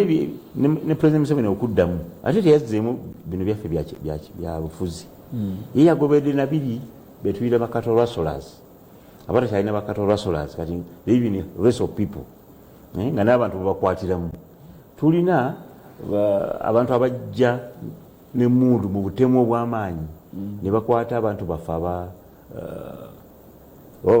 mobile money abantu abakozesa emmundu n'effujjo n'obutemu. Akati abo tulina bangi nnyo. Akati tugamba okay wabaddewo ebimu ebiyitira abamu nga babatwala mu kooti eza civilian abalala ne babatwala mu kooti eza court martial. Akati twagala okuteekawo kyenabuuza wano nga batandika nti Mukulu Mbidde atunyonnyole era kijja kunyonnyola mu paalamenti nga mukola etteeka you define munyonnyola civilian yaani nsukka ntya kuba civilian ntuuka ntya kuba civilian nti nze buli gwenda akola njagenda eri oba wawemba mbuusa akaguwa nenfuuka ekyo kooti yakinyonnyodde yagambye atali civilian nti okuva ku nsala yaayo civilians tebakyakirizibwa kubeera tried mu eyo court martial. Yes, nkitegedde. And that includes retired army officers. That's okay. Kati abo tubavuddeko kati tulowooza waliwo parliament bw'eba etuula teyina buyinza ekyo bukikomyawo. Okay, kati kiri tulina civilian ekyo balina okukimanya. Tulina civilian abwatula bomu ku Kampala Road bagita Parliamentary Avenue tayingirangako obujaasi naye alina byonna ebikozesebwa okubwatula bomu. Olamenya amateeka ate kati amenya amateeka amalala saaga abajaasi kuba si mujaasi ate kati amenya amateeka. Tulina nga parliament erina okuteeka kuba kati ensi ekyuse. I don't have to be a soldier, sirina kuba musirikale kukola butemu bwe butyo. Nze ngenda nenekweka ekasanda nenkola ebyange nenjija nabyo. Going forward kyenjagala okuba asooka kutoza ekooti zaffe nafu nnyo naye zimala emyaka emeka nti tezisobola kukozesa ekyo zimala emyaka emeka naye era bwolaba kooti zimala emyaka olaba egy'ettaka gimala emyaka 20 kakati kati awo problemu olagamba nti eno mu civilian tuli ku mata nedda problemu gyosolovinga bwebanga problemu yakulwawo then osobola kuyiiya emisango egyo zibadde fast practice. kati kankweko example emu tulina bajajezi baffe tuyitana nabo makubo abamu baliko ezigoberera abamu bali mu bullet proof balimu nezikulembera ekibakoze ekyo kiki kyebekengera bannayuganda kyetwabakola ekibatambuliza mu bullet proof kakati kabatambuliza mu ezo okimanyi nti ensi ekyuse n'Amerika yakolayo Guantanamo Bay amateeka gagisusa abantu ebintu byebakola bisusa ogw'omulamuzi n'omukulu yagambye pulezidenti wa Amerika yagambye nti bano abajja ne bazinda ensi yabwe n'ababeera bangi ne bagiyingiramu abateekedde ebitanda emitwalo 3 bagende Guantanamo Bay. Lwaki Guantanamo Bay? Amateeka ga Amerika tebafugira gususa oky'omulamuzi. Kakati nakyo yagala ogamba ne Uganda badde yambisa akawero wa kooti eno obutafuga teyafuna nteekateeka nti palamenti yafuna nteekateeka nnungi yateeka lino kutwawulira kuba ffe munnayuganda munayingi ali bukyalo ayagala okuwulira nti omuntu ajja n'amutema ebijji si bijambya owekalamojja ajja n'emmundu n'atwala n'alumba ajja owekalamojja najja n'alumba abetteeso ono mukulumbidde wagamba nti agende mu mateeka aga bulijjo mu kooti endala. Kooti era yawadde ensala yaayo ng'egamba yaragidde bateekewo kooti nga bw'olaba commercial court nga bw'olaba yagamba nti musobola okweta division musobola okweta division ya court martial nemugiteeka wansi waffe nabo nga balaba kyetaagisa ekyo n'omulamuzi yakirabye nti tulinayo abantu bakiwagi nga basukka ogwaffe nga beetaaga mu kooti eno endala kale mugireete mugiteeke wane waffe tulina abasoma kyekyo kyetugambye mu kifo ky'okuteekawo ezo ekimpatiira si kimpatiira mugiteeke wansi waffe naye eri ani yagiteekawo era palamenti eri kooti maaso. In fact nja kusaba mukulu Oshabe omulamuzi yagambye abere waddembe omulamuzi yagambye eri disciplinary committee naye era waddembe ne speaker yaliwo ku palamenti eyalaba order yajja mu palamenti n'agamba this stupid court order wakati okyerabidde so buli omu ajavuna munne maliriza mukulu Seruga kubanga bino bintu bijja kuba byangu nnyo palamenti yaweereddwa omulimu era tujja kusaba Oshabe nga bateesa ku tteeka eryo babeere beegendereza teriyo teeka ligenda kujja nga liza basiviliyani mu nkundi z'amagye naye kooti eryo giterijja kujja mukimanyi tolirowooza nako buli teeka libeeramu exception terijja kujja omanyi mu mateeka once a court manyi kooti Sebunya waliwo okwagala okugamba nti mujja kukozesa effujjo. Eryo effujjo bwe muba mwagala olikozesa temwetaaga kujja mu palamenti. Sebunya ekooti yasalawo mu musango gwa Human Rights Network nti palamenti teyina buyinza kukola tteeka nga ligenderedde okujjawo ekiragiro kya kooti oba to defeat a decision of the court. Ekyo kyajja lwe waaliwo Public Order Management Act. Waaliwo edda Police Act section 32 subsection gye baali banalufayini kakati Muwanga Kivumbi versus Attorney General gye baawaabira bwe bagiwaabira n'eggibwawo nti toteekeddwa kufuna lukusa okusobola okukuba olukuŋŋaana kati palamenti nedduka emisinde nekola Public Order Management Act neteeka mu section 80 ngezaawo 32 eri ya police kooti neryoka esala omusango negamba nti ate lwaki kooti yagambye nti palamenti mudde mukole nongosereza kuki kati kyeyabagambye okukola ekisookera ddala kubanga kati etteeka lisaziddwamu obuwaayiro bungi ne kooti eringa ejjiddwawo okuggyako disciplinary measures zokka kati ng'egamba kooti egamba parliament kati ekole etteeka egendera mu kabwayiro kali aka 2 anti ekugambye nti mwetegeke ne 209 n'obuwayiro bulala kakati neewa n'amagezi nti kooti eyo esobola n'okukolebwa n'eteekebwa nga division ono kyagambye nti ababaka kati mugende anti kugambye ababaka beeteeketeeke kubanga kooti eno teyakomye na kusattulula bya civilian temugenda mu kooti n'ebyamagye yabituuseemu byonna era n'ebyamagye yabituuseemu kati basanyufu kakati agasajja kabateeka lubago ku ttaka bateekako wali mugundi ate basanyufu kubanga era omulamuzi yagambye nti eno kooti fomu mweri n'okuwozesa abagundi abasirikale n'obusobozi obwo tebukola tebuyina kuba badde bakozaolabanga yakoze ogwa gundi nalunga eyagoyeza nate negoya n'amayuni n'ogenda ne mu magi n'ogamba kamanda niki naye gwe kyoba omanyi bannayuganda bafunye kwegamba waliwo ekikoowe ekyokufuna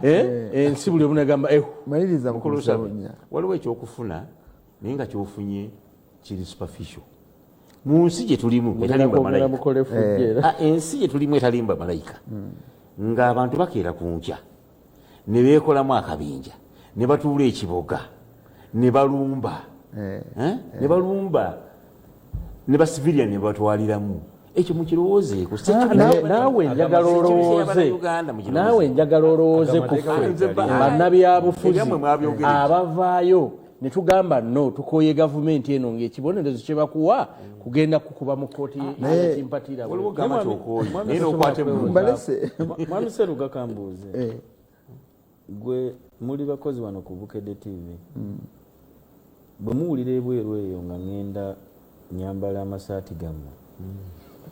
nga nenkozesa ne IDs za Bukedde TV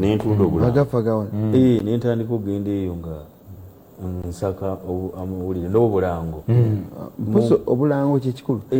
naye bw'oyambala esaati yaffe owekitiibwa Kabanda ng'ojambadde n'ogenda mu saati yaffe twabasanyufu nnyo nnamba Kabanda kyali mu kwogera kyekino akimaleyo kubanga nange awo njagala togwa mu geemu y'oli tulaba oba ddala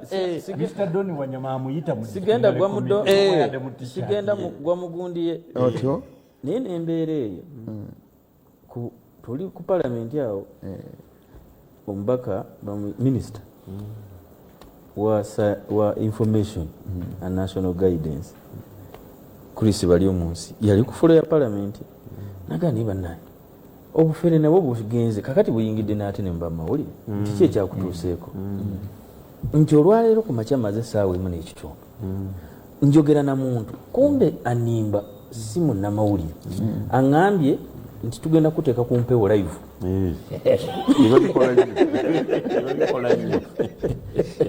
nogenda mu mood live coverage naga nti wendi waliwo ebireekaana ne kansooka enveewo ntuule mu mmotoka naga nti era bwe nyingidde mu mmotoka abasirikale nembagobamu nembagamba seeko injini ka SC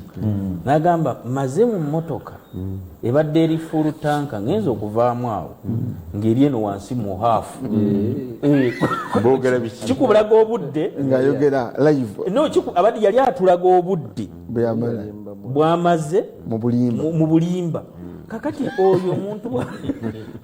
omuntu bwagamba nti mukozi wa Bukedde TV era obwedde amutaddeko live kakati oluvannyuma n'abaako akasente kamusaba newankubadde eri yatunze erinnya Bukedde TV eyo mwe mumuvunaana oba temumuvunaana bwe mugwamu owa human resource amuyita kubanga olaba bwe bakuwozesa mu kooti maasho mulimu n'okugoba magye naye waliwo kibayita wamusanze ne uniform impersonation musango nga mumugoba magye mbuuza impersonation musango oba si musango kati okugoba musango naye okubeera mu kooti ziri endala anti ono nekyakugambye nti no baatuwadde olukusa tuteekewo kooti muteekewo kooti evunaana abo naye ono ali mumuga nti mugenda kukola fujo kyogambye Seruga nti olwokuba wano bambala essaati za bbulu, buli munnamawulire anayambala essaati ya bbulu nga bagenda bamukwata anti munnange kyekiri nga bagenda bamukwata. nina kyendabemu ekirala kyemutana kulowoozaako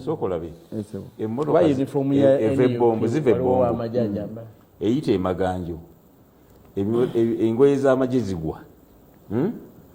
abamu bazikwata bazizaayo bazikasuka muki, abamagye basiba bazikwata baziziddiza abamagye, abalala bazikwata badduka nazo. Wayita emyezi 2-3 nga bakozeewo akabinja akaabwe akakola road block,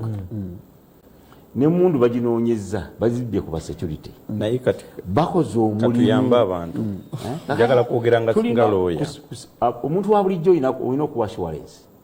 nti teri ajja kukkirizibwa kwejaajamya byuma bikozesebwa bw'amagye. President kyeyagambye irigale najja bambidde ne batandika okuwoza beyiro ne bawoza beyiro kumala emyaka 4. President fe kitwagala kati ze kyensaba honorable nkubuulireko, eggwanga lya Uganda lirina amateeka gazze gakula, tugiyita jurisprudence. Gakula mu ngeri parliament gyezze gakola, gakula mu ngeri court gyezze gakola, gakula mu ngeri n'ebitongole gye bizze byekolera amateeka gaabyo.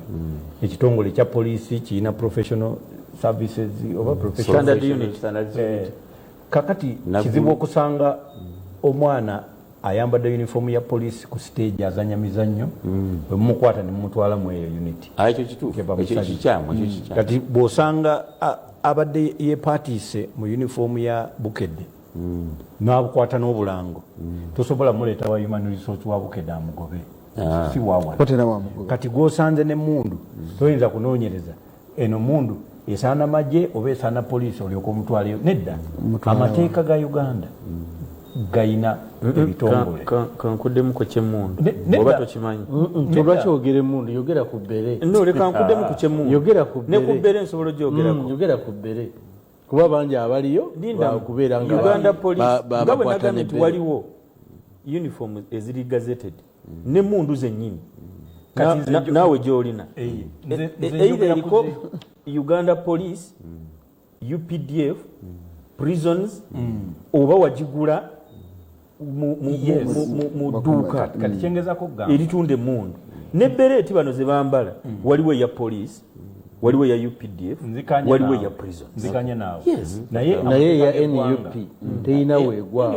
Kuba tulinako emblem eyaffe eraga nti eno si ya poliisi, si ya UPDF, ya NUP. Kati si buli saati njeru olw'okubanga lwakuba temwagala tumalirize. Kyenjagala okutereezaamu nakyo NUP teyina bereeti. Tewali NUP musoke kubanga bere ya NUP tujawula tutya nti ya NUP eyina emblemu eya NUP. Si buli bere myufu nti yaffe. Kati obuzibu memba wa NUP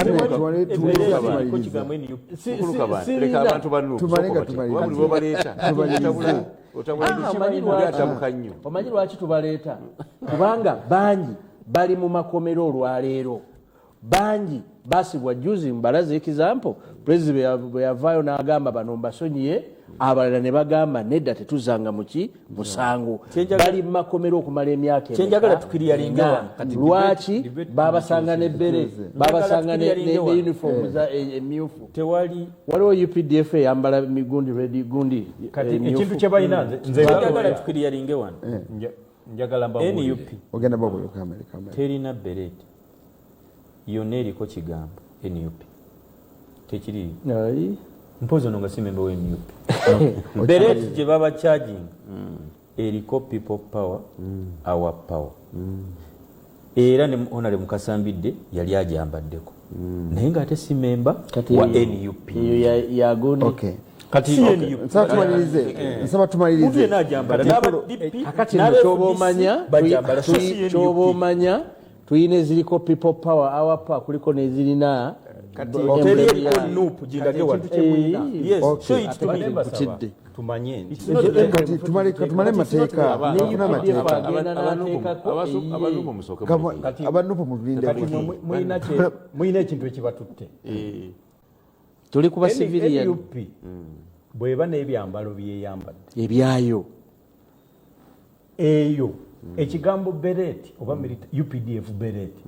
nakyo kiri described ate kiri gazetted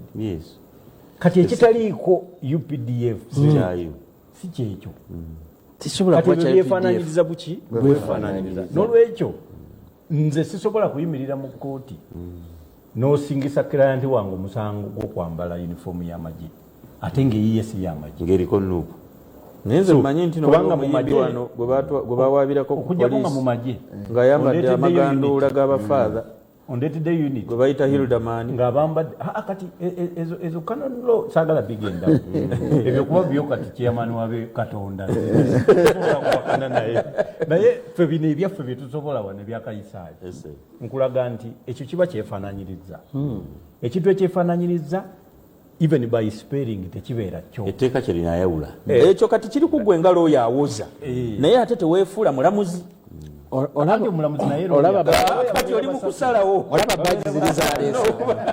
baji ziri zaleese zatadde wali teri ranka mu UPDF efaanana bwetyo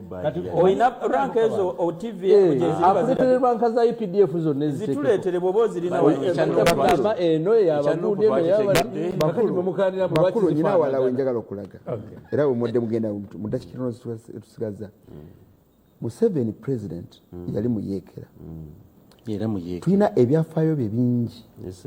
ng'alina baateeseganya nabo akufa embaale okutuuka najjatuuka nga balwanyisa Obote ne Amin obudde obwo tewali tteeka lye basobola kebageza ne babakwatako bepa ng'Obote aba bamazi mulowooza obuyeekera bwafa mu bikolwa ne mu mitima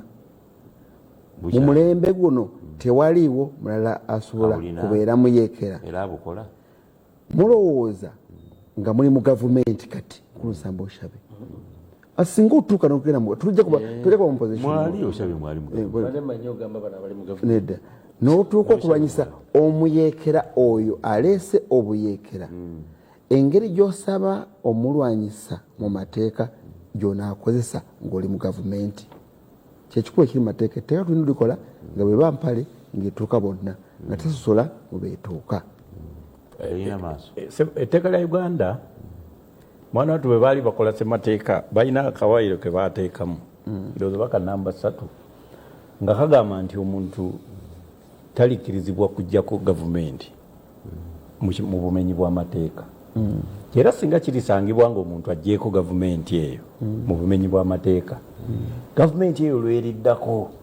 omuntu oyo ajja kuvunaanibwa lweriddako kati mu mateeka bwe tuba tutunulira amateeka twatunula ne tumanya nti akakawaayiro bagezaako okulowooza nti bali mu kuggala nsiko naye yabalema okuggala olw'ensonga kizibu gavumenti eyo yennyini okuddako kuba erina okuba nga buli ekyaliwo kizzeeko. Ekyokubiri tulina legal principle oba theory bagiyita Hans Kelsen pure theory of law oba theory of a successful revolution. Yeegamba nti singa okwatibwa nga tonnawamba oba okoze omusango prison naye kasita owamba bwoti gwe gavumenti obeera otaddewo gavumenti era eyo ebeera new legal order. Kyova olaba nti buli muntu akwata obuyinza ateekawo kye bayita legal notice. Eya wano yali legal notice number 1 1986 eyo ekuzzaayo ebyo nno edda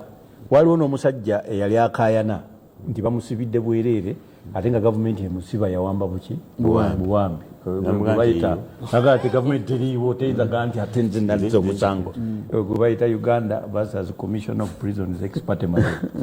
omulamuzi we yayogerera Justice Saudo Udoma naga nti ati kasita gavumenti emaliriza bwe process kati eno eba gavumenti eyaddala nolwekyo amateeka gayo so kati eno bwekola kyekoze kyonna ng'ekikoze kulaba nga yeekuumirawo ono aleke giwamba erina kikola mu mateeka kati era kyekyo kwe kusibibwa emikono jatumalirize obudde butuweddeko njaga tubye eddala tujja kusembawo wagwa amateeka sooke ne mukulu Sebunya kakati nze mu dakiika emu ndi positive nina essuubi nti parliament by the way tuli mu kabiga k'amaanyi ng'oggyeko ebyobufuzi parliament yeteeketeeke nga tepapa kwa ojja kukola ekintu oba wambidde ssente za bwereere oba emirimu mirala kakati beteeketeeke balabe nti abakyamu be bakwata abakyamu era basaanidde mu kooti eyo erina okuteekebwawo beekwata bano ebirala mbu nyambadde obukofiira obubwangu bagende bafune beero zaabwe mu civilian courts n'emisango gyabwe gya activism bigwere naye waliwo emisango ejja naggumula egitalina kubeeramu kusaagirira abasirikale bano bemulaba mubalabanga ebyeddembe era balungi naye nga tebalina bukulembeze bulungi omusirikale omu akumala okutulugunya ebyalo okuva ebuleneweki kwebaliza waliwo nze nali nteesa etteeka mu palamenti nga likwata ku antimoney laundering naye nga abopposition bagamba ti oliteekerawo ffe be bano bagundi bye batandise bansamba tokomyawo etteeka kati tubeere tutya ensi tebeetyo erina okubeeramu etteeka eriwewa obulungi era kooti lyebasabye kwe kuteekamu n'ebirowoozo mu maaso negamba ti bemba mwagala mukole kino bemba mwagala mukole kino bemba mwagala mukitereezebwe muti so nze ndowooza nti gavumenti ejja kugoberera ebyagiragiddwa naye beteeketeeke bulungi ne palamenti yeteeketeeke otukolera etteeka erijjawo enjaga gye tuli Oweekitiibwa Nsamba Oshabe nedda akati nze nja kusaba President Museveni atandike ku luno lukaawe eggwanga lyaffe ekitiibwa kubanga eggwanga bwaliwo ekitiibwa olitandika nakuwa institutions ezikola eggwanga eryekitiibwa kati institution emu ku institution eziweebwa ekitiibwa ye institution eya judiciary eya palamenti yatuyisaamu juzi olugaayo netuyisa budgeti bwetumala ogiyisa n'agenda agisoma ekkololo bwemala ogisoma ekkololo n'atuula ewaka ewuwe esente ze yagenda olaba nga teziriimu n'agamba muddeyo mugikole ki kakati okuba kutuyisaamu luki lugaayo kakati buli lwobeera n'ensi nga institutions ziri weaker than you agikulembedde ensi eyo teba na foundation y'ensi eno tusobola kuba na strong foundation nga institutions ziweereddwa ekitiibwa kati ye nga amaze wano ebbanga eddene kyali badde kimusanyusa nnyo okulaba nga kooti yasazeewo nga bwesazeewo ate ne byesazeewo ne biweebwa ekitiibwa weebale nnyo mukama wange Oweekitiibwa Kabanda bakawuula tubakoze tutya kyenjagala mukulu amanye impersonation kintu musango munene nnyo lumu twali impersonation kwe kweyita kyotali lumu twali mu fundraising oba mu mukolo gwa Honorable Javiira Ssemwanga twali ku ekereziya eyo kuloja ekereziya ntero gibeeramu nnyo kati baba basembera omusajja n'awa amatuka eri ku piki ng'ajjudde enfuufu nnyingi nnyo ekubako ekijaketi kati nadda mu layini father aba asembeza na bakuwa kati nambamwa nti omubiri gwa Kristo ffe nga Abakatuliki oba omanyi kyonna oddamu naddamu yes abanda father namutunuulira nti gira oddako wali emabega nasembeza abalala nasembeza abalala kati nakomawo amwa nti omubiri gwa Kristo namugamba yaya kati nayita omukuba mu kyaki anga nti ono mumujeewo mumutwale musooke mumwetegereze so bagenda okusanga nga teyali mukristo yali agenze okulya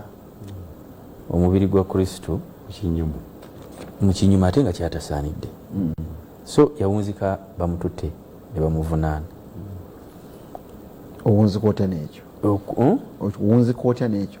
omukulu waddaga nti bano ab'obukofiira bano babaveeko tebayinza bavaako olw'ensonga nti omukulu alina ekyepengeezo bw'afunirako ekijaketi n'engatto zino n'akulumba ewuwo ekiro toyinza kumanya nti ono si mujaasi. Ekikubeera mu bwongo ogamba aba UPDF bazze wano ne banziba ayinza n'okutemaatema n'olwekyo ne impersonation kyova olaba ono looya akimanyi bulungi nnyo. Bw'ogenda mu kooti osobola okuwoza n'owoza nga tolina practicing certificate oba license naye looya munno bwakugwako n'akafunamu naga nti naye munange omulamuzi lwaki wano tuleete buli omu alabe ekimulaga nti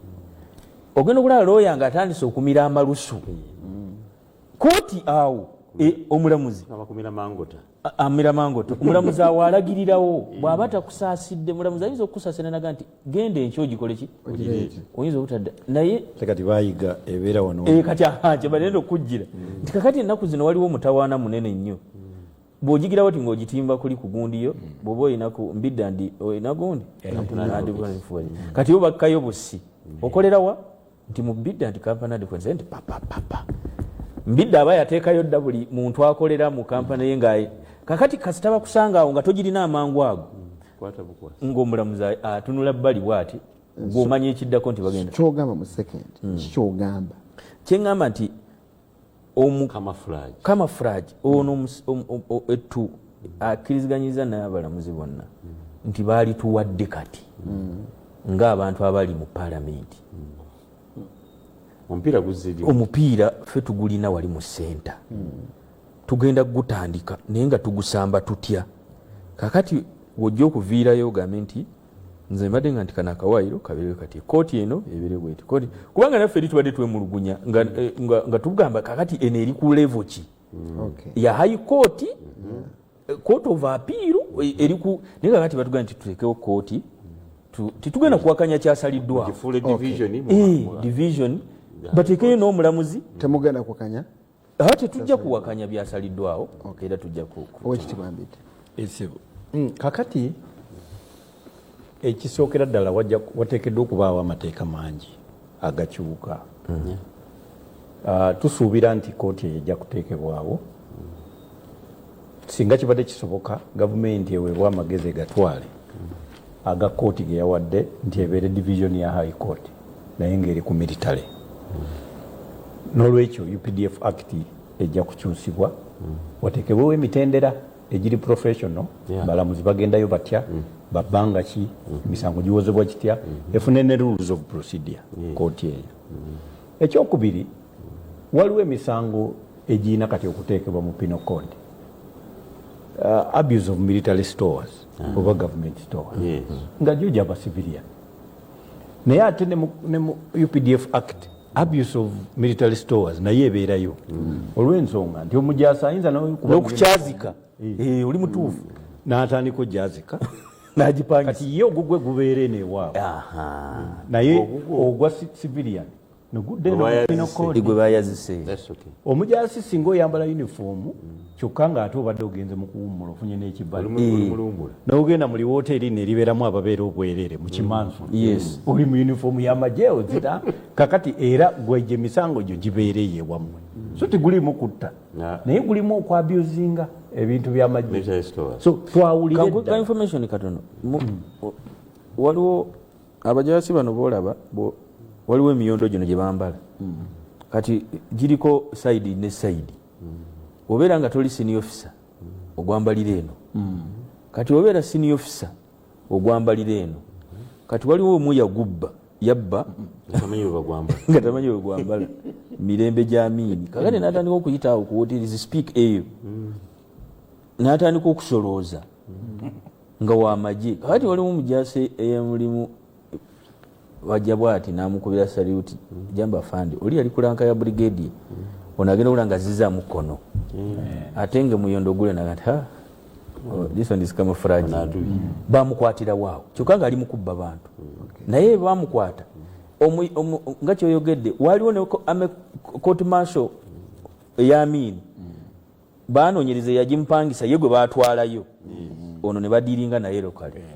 ebyo byonna mubinyonnyola naye kyetusinga okwetaaga kuva ku political persecution kubanga byonna bino bizze lwa political persecution bino byonna kabanda benyonyola manya camouflage manya biki manya